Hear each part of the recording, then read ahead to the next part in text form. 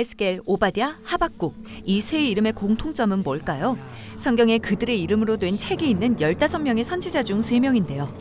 이들이 쓴 선지서를 읽어본 적이 있다면 난해한 시와 기이한 이미지에 당황했을 수도 있습니다. 하지만 이들의 책은 성경 전체의 이야기를 이해하는 데 매우 중요합니다. 그럼 선지서를 어떻게 읽어야 하는지 알아보죠. 저는 선지자라는 말을 들으면 점술가가 떠올라요. 미래를 알려주는 사람이요. 많은 문화에서 그런 뜻으로 쓰이지만 성경의 의미는 다릅니다. 성경의 선지자들이 가끔 미래에 관해 말하기는 해도 그들은 점술가와는 차원이 달라요. 그럼 뭐라고 생각해야 하죠? 그들은 하나님의 임재를 극적으로 경험한 뒤 그분의 말씀을 대언하도록 임명받은 이스라엘 사람들이었습니다. 대변인처럼요? 맞아요.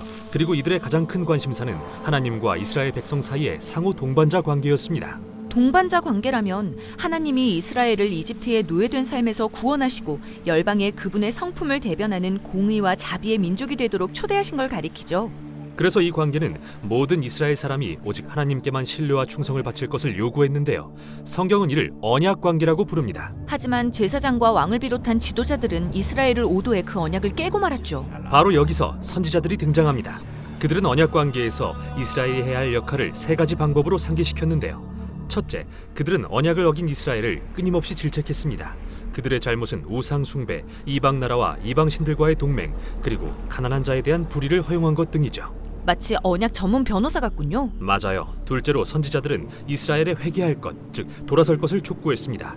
그들이 자백하고 잘못된 길에서 돌아선다면 자비의 하나님이 그들을 용서하실 거라고 말이죠. 그러나 백성과 지도자들은 변하지 않았고 상황은 더 악화됐습니다.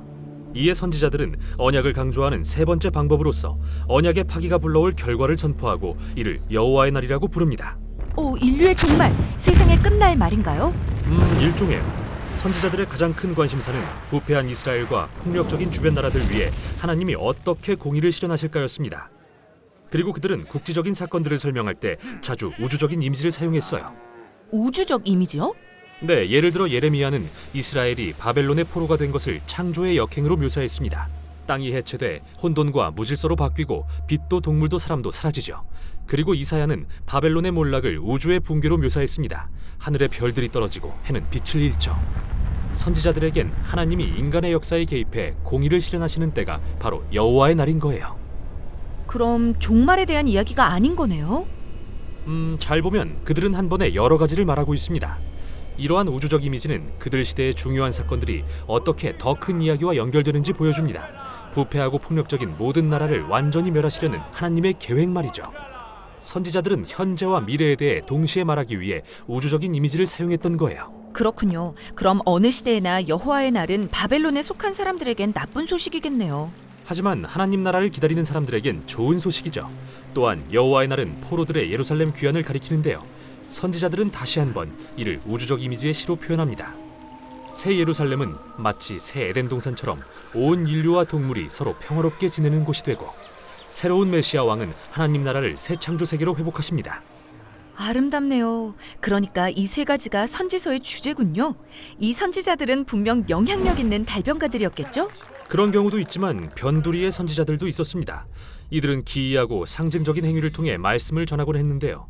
예를 들어 에스겔은 흙바닥에 앉아 바벨론의 공격을 당하는 예루살렘의 모형을 만들었고 이사야는 3년 동안 나체로 다니면서 포로될 이스라엘의 수치에 대한 상징이 되었죠. 그래서 사람들의 주목을 받았나요? 아니, 별로요. 선지서의 이야기는 선지자들이 대개 이스라엘 지도자들에게 배척당한 소수 집단이었음을 보여줍니다. 또 그들의 글은 일종의 저항 문학이었는데요. 대부분의 사람이 이를 무시했습니다. 그들의 경고가 현실이 되어 바벨론에 끌려갈 때까지는요. 그 후에는 진지하게 받아들이기 시작했나요? 네, 초기 선지자들의 글은 이를 열심히 연구한 무명의 후대 선지자들에 의해 전수됐는데요. 이들이 바로 선지서를 포함한 히브리 성경을 현재의 모습으로 편찬한 사람들입니다. 네, 선지서는 총 15권입니다. 그중 대선지서는 이사야, 예레미야, 에스겔서고 이어지는 12권의 소선지서는 하나로 묶여 한 두루마리에 정리되어 있는데요. 각각의 책에는 선지자들의 이야기, 시와 환상이 담겨 있어 이스라엘 역사의 우주적 의미를 보여줍니다. 하나님이 어떻게 이스라엘의 실패와 포로라는 비극을 열방의 소망과 회복의 이야기로 바꾸시는지 말이죠. 그리고 이게 바로 그들이 간절히 전하려 했던 선지자적 경고와 희망이라는 한 쌍의 메시지이자 오늘날에도 여전히 귀 기울여야 할 말씀입니다.